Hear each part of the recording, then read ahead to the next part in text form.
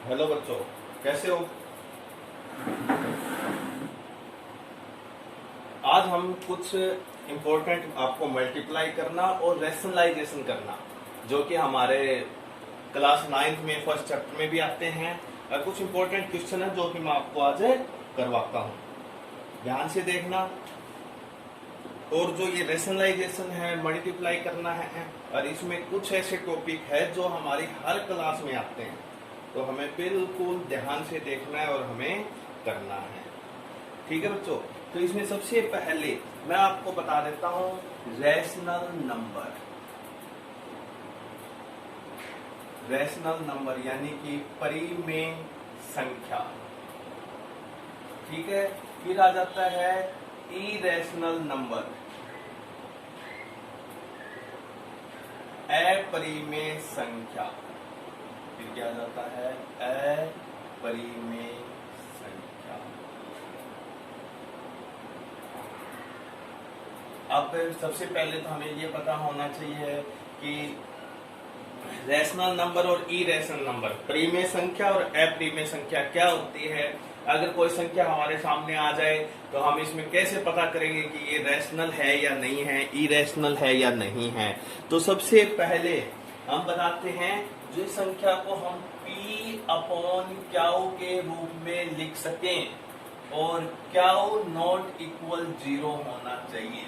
क्याउ not equal 0 होना चाहिए। तो देखो, क्योंकि क्याउ 0 हो जाता है, मान लो हमने लिख दिया 5 अपॉन 0, ये P अपॉन क्याउ के रूप में हो गया। यहाँ क्याउ 0 हो गया, नीचे 0 आने का मतलब संख्या का क्या बन जाना? इन्फिनिटी। ठीक है। तो उस कंडीशन पे ये परिमेय संख्या नहीं होती। इसलिए जिस संख्या को हम P अपॉन क्याउ के रूप में लिख सकें, जिस संख्या को हम P अपॉन क्याउ के रूप में लिख सकें और क्याउ नॉट इक्वल 0 है, तो वो क्या होती है? परिमेय संख्या, रैशनल नंबर। इसी प्रकार इरेशनल नंबर क्या हुआ? जिस संख्या को P अपॉन क्याउ के रूप में नहीं लिख सकते, जिस संख्या को P अपॉन क्याउ के रूप में नहीं लिख सकते, वो हमारे क्या होती है? अपरिमेय संख्या यानी इरेशनल नंबर। अब मान लो मैं आपको एग्जांपल दे देता हूं। मैंने दे दिया √5, √7, √9, √25। तो अब इसमें पूछ लेंगे ये परिमेय संख्या है या अपरिमेय, रैशनल नंबर है या इरेशनल नंबर। तो यहाँ कंफ्यूजन होने की आवश्यकता नहीं है। अब देखो, √5 यानी कि 5 का वर्गमूल, 5 का स्क्वायर रूट क्या सोल्व होगा? नहीं होगा। यानी कि पॉइंटों में आएगा, यानी कि पूर्ण संख्या नहीं आएगी। √7 भी एक सोल्व नहीं होगा। √9 को सोल्व करें तो क्या हो जाएगा? 3, और √25 को सोल्व करें तो क्या हो जाएगा? 5 है। तो यानी कि यहाँ सिंपल भाषा में हम ये कह दें, जिस संख्या का स्क्वायर रूट निकल जाए या क्यूब रूट निकल जाए, वो तो हमारी होता है रैशनल नंबर। वो तो हमारा क्या होता है? रैशनल। और जिस संख्या का हमारा स्क्वायर रूट और क्यूब रूट, स्क्वायर रूट और क्यूब रूट न निकले, वो हमारा क्या हो जाता है? Irrational number. क्या हो जाता है? Irrational number. एक कंडीशन समझ में आ गई होगी आपको। जिस संख्या का स्क्वायर रूट और क्यूब रूट निकल जाए वो रैशनल नंबर, और जिस संख्या का स्क्वायर रूट क्यूब रूट न निकले वो हमारा क्या हो जाता है? Irrational number. सेकंड, अब मान लो, अब किसी के ध्यान में होगा कि मैंने तो √9 को 3 लिख दिया। फिर हम कहेंगे जी ये तो P अकेला P है, अपॉन क्याउ तो है नहीं, तो हम इसके नीचे 1 लगा सकते हैं, और जब आवश्यकता पड़े तो 1 हटा भी सकते हैं, और आवश्यकता अनुसार 1 लगा भी सकते हैं। क्लियर है? तो अब हम यहाँ देखेंगे कि इस संख्या को P अपॉन क्याउ के रूप में हम लिख सकते हैं, और क्याउ नॉट इक्वल 0 है। क्याउ नॉट इक्वल 0 है, तो ये हमारा क्या हो गया? Rational number. अब मैं कुछ एग्जांपल और देता हूं। इससे जो मैं एग्जांपल लूंगा, मैं आपको 9th 10th या छोटी क्लास और है उन सब के मिला के एग्जांपल लूंगा। यहाँ आपको कंफ्यूजन होने की आवश्यकता नहीं है। अब मैं एग्जांपल ले लेता हूं 1.1 2 3 4 5 फर्स्ट एग्जांपल। सेकंड एग्जांपल मैंने ले लिया 1.1 2 3 4 5, लेकिन मैंने डैश डैश लगा दिया। थर्ड मैंने ले लिया यही 1.1 2 3 4 5 1 2 3 4 5 1 2 3 4 5 और यहां भी मैंने डैश डैश लगा दिया। आप लोगों को समझाने की कोशिश कर रहा हूं मैं, और ध्यान से समझना। अब इसमें हम ये पता करेंगे कि कौन सा संख्या रैशनल है और कौन सी संख्या इरेशनल। अब देखो, अब देहाती भाषा में हम आ जाते हैं। अगर पॉइंट के बाद में हमें पता हो, अगर पॉइंट के बाद में हमें पता हो कितनी संख्या है तो है वो रैशनल नंबर। और पॉइंट के बाद, ये पॉइंट है बच्चों, अगर पॉइंट के बाद में हमें नहीं पता कितनी संख्या है तो वो हमारा होता है इरेशनल नंबर। अब यहां देखेंगे, हम देखेंगे पॉइंट के बाद में पॉइंट 1 2 3 4 5 संख्या है, यानी हमें पता है कि पॉइंट के बाद में 5 संख्या है, तो ये हमारा क्या हो जाता है, रैशनल नंबर। Rational number. अब यहां देखो, यहां पॉइंट के बाद में 1 2 3 4 5 संख्या तो है, लेकिन आगे हमने डैश डैश लगा दिया, यानी कि पॉइंट के बाद में संख्या चलती रहती है। यानी 5 तो हमें दिखा दी, लेकिन आगे भी संख्या चल रही है, तो यानी कि पॉइंट के बाद में हमें नहीं पता कितनी संख्या है, तो ये हमारा हो जाता है इरेशनल नंबर, यानी अप्रिमेय संख्या। ये दो कंडीशन तो आपकी समझ में आ गई होगी कि पॉइंट के बाद में अगर पता हो कितनी संख्या है तो रैशनल नंबर यानी प्रीमेय संख्या, और पॉइंट के बाद में नहीं पता कितनी संख्या हो तो इरेशनल यानी अप्रीमेय संख्या। लेकिन यहां आने के बाद में हम तीसरी कंडीशन पे जाते हैं तो कई बच्चे कंफ्यूजन हो जाते हैं। कंफ्यूजन होने की आवश्यकता नहीं है।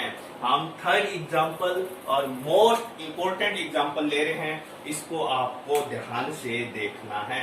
हम यहाँ देखेंगे पॉइंट के बाद में, देखो पता है क्या, 1 2 3 4 5 6 7 8 9 10 12 13 14 15, यानी पॉइंट के बाद में 15 संख्या तो राइट कर रखी है, लिख रखी है, लेकिन उसके बाद में डैश लगा दिया, यानी कि आगे हमें नहीं पता कितनी संख्या है, तो उस हिसाब से तो ये हो गया इरेशनल। लेकिन यहाँ एक बात देखने के लायक है कि यहाँ 1 2 3 4 5 1 2 3 4 5 1 2 3 4 5, यानी पॉइंट के बाद में संख्या रिपीट हो रही है, बार बार वही आ रही है, ठीक है ना। तो इसको हम लिख सकते हैं कि 1.1 2 3 4 5, इसके ऊपर हम बार लगा सकते हैं, और ये बार बता रहा है कि पॉइंट के बाद में बार बार यही संख्या आएगी, यानी 1 2 3 4 5 1 2 3 4 5 1 2 3 4 5। हाँ, ये बात है कि कितनी बार आएगी वो हमें नहीं पता, लेकिन बार बार यही संख्या आएगी। जब ऐसी कंडीशन आ जाए कि पॉइंट के बाद में हमें नहीं पता कितनी संख्या है, लेकिन बार बार रिपीट हो रही है, तो उसको हम कहेंगे रैशनल नंबर, उसको हम कहेंगे रैशनल नंबर। तो अब देखो 1 2 3 4 5 1 2 3 4 5 के बाद में देखो कोई भी संख्या रिपीट नहीं हो रही, 1 2 3 4 5 डैश डैश। अब आगे ये तो नहीं पता ना, 6 भी आ सकता है, क्या पता 5 5 चलता रहे, हमें कोई एग्जांपल नहीं मिला, लेकिन यहाँ हमें पता चल गया 1 2 3 4 5 1 2 3 4 5 1 2 3 4 5 बार बार रिपीट होगी, और संख्या बार बार रिपीट हो रही है, तो वो क्या होता है, रैशनल नंबर। ये मैं एक्सरसाइज के हिसाब से नहीं उठा रहा हूँ क्वेश्चन, ये मैं एक बेसिक के हिसाब से, ये ऐसे क्वेश्चन हमारे हैं, सेम एग्जांपल नहीं है, लेकिन ऐसे हैं जो कि हमें करने हैं। फिर बात आ जाती है, कुछ एग्जांपल हमें दे रखे बुक के, हम ले लेते हैं। जैसे कि पहला एग्जांपल है 2 माइनस रूट 5, सेकेंड एग्जांपल इसने ले रखा है 3 प्लस में रूट 23 और माइनस रूट 23। थर्ड एग्जांपल इसने दे रखा है 2/7, 2/7 मल्टीप्लाई √7 मल्टीप्लाई √7। फॉर एग्जाम्पल इसने दे रखा है 1/√2 और फिफ्थ एग्जाम्पल इसने दे रखा है पाई यानी कि 2 पाई। अब इसके बारे में पूछ लिया कि ये रैशनल है या इरेशनल है, तो मैं आपको बता देता हूं यहां पे, अगर रैशनल नंबर के साथ में इरेशनल नंबर, रैशनल नंबर के साथ में इरेशनल नंबर प्लस हो, माइनस हो, मल्टीप्लाई हो, डिवाइड हो, एडिशन हो, सब्ट्रैक्शन हो, मल्टीपल हो या डिवाइड हो, तो वो रैशनल नंबर को भी इरेशनल नंबर बना देता है।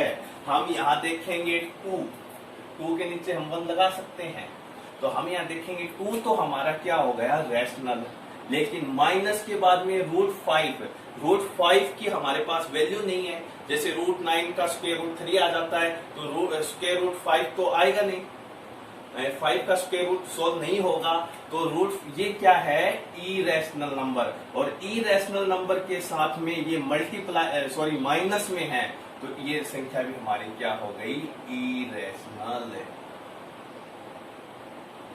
यानी इरेशनल नंबर के साथ में कोई संख्या प्लस हो, माइनस हो, मल्टीप्लाई हो, डिवाइड हो, तो वो उस संख्या को इरेशनल बना देता है। हम देखेंगे यहाँ √23 माइनस ये दोनों क्या हो रहे हैं कैंसिल। यहाँ सिर्फ क्या बच गया 3, इसके नीचे हम 1 भी लगा सकते हैं, ये p/, क्या हो यानी ये हमारा क्या हो गया रैशनल नंबर। इसी प्रकार √7 से √7 कैंसिल, ये बच गया 2/7 यानी इसको p/, के रूप में लिख सकते हैं, तो ये भी हमारा क्या हो गया रैशनल नंबर। 1/√2, √2 की वैल्यू यानी √2 का हमारे पास वैल्यू नहीं है, तो इसलिए ये क्या हो गया इरेशनल। और जिसके साथ में पाई लग जाता है वो हमेशा इरेशनल होता है, ध्यान रखना। हालांकि पाई की वैल्यू जो 22/7 होती है 22/7, ये तो होती है हमारी रैशनल, लेकिन खुद पाई है वो हमारी होती है इरेशनल, क्योंकि 22/7 को हर बार पाई की वैल्यू थोड़ी लेंगे हम, p/q के रूप में भी तो ले सकते हैं, लेकिन खुद जो पाई की वैल्यू होती है वो 3.14 आगे बहुत लंबी तक जाती है, ठीक है। इसलिए पाई तो इरेशनल है और 22/7 क्या है रैशनल।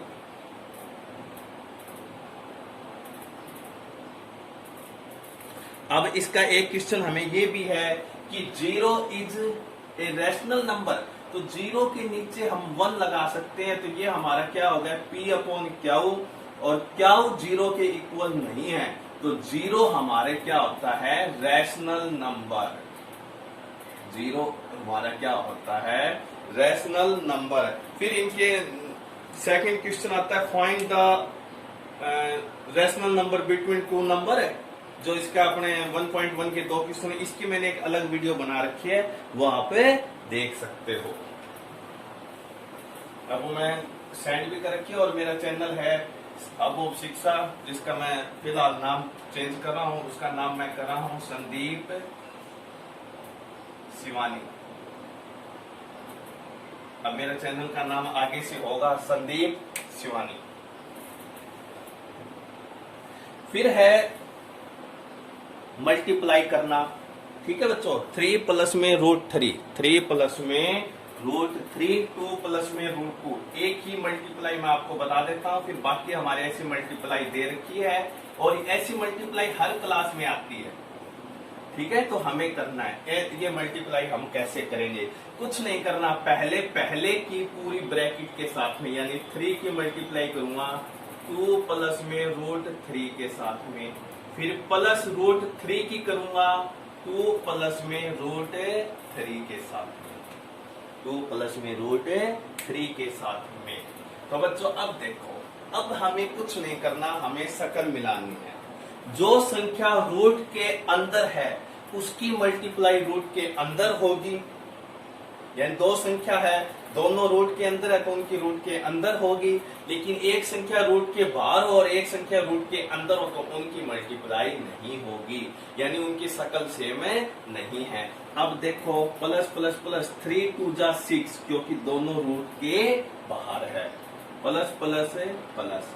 देखो 3 और √3 इनकी शकल नहीं मिलती, क्योंकि ये तो रूट के बाहर है और ये रूट के अंदर, तो इसको क्या रख देंगे, सेम का same.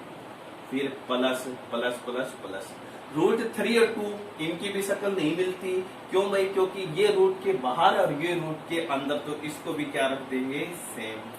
Plus plus plus √3 plus √3 इनकी शकल मिलती है, क्योंकि दोनों रूट के अंदर है, तो ये क्या हो जाएगा, √9। अब शकल मिलाते हैं, 6 प्लस, देखो 6, इन दोनों की शकल मिलती है, क्यों, क्योंकि दोनों के √3 आया हुआ है, दोनों में √3 आया हुआ है, तो इनकी शकल मिलती है। तो ये भी √3, ये 3√3, ये 2√3, 3 2 5 √3, और √9 की वैल्यू कितनी होती है, 3, तो 6 प्लस 3 कितना हो गया, 9 प्लस 5 √3। ये मल्टीप्लाई की भी हमारे कई क्वेश्चन हैं जो कि हमें करने हैं, और ये हमारे 1.3 में आता है। अब आज के लिए बच्चों इतना ही है, कल हम इस फर्स्ट चैप्टर को कंप्लीट कर देंगे, लेकिन ये जैसे ये 9th क्लास में तो फर्स्ट चैप्टर में दे रखा है, बाकी क्लास में भी ये हमारे आते रहते हैं मल्टीप्लाई, जो कि हमें करना है। धन्यवाद।